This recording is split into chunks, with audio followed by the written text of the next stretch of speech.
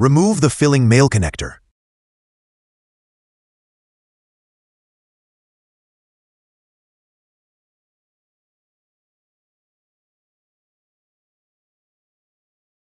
Check whether the O-rings are damaged.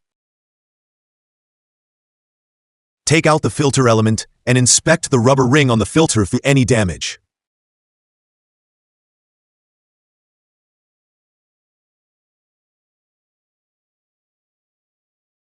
If there is no damage, rinse it with clean water.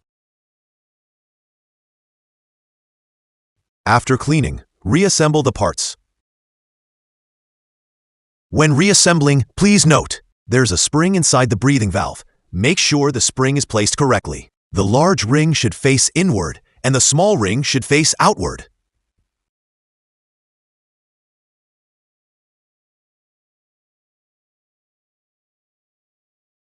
Once reassembled, use an adjustable wrench to secure it.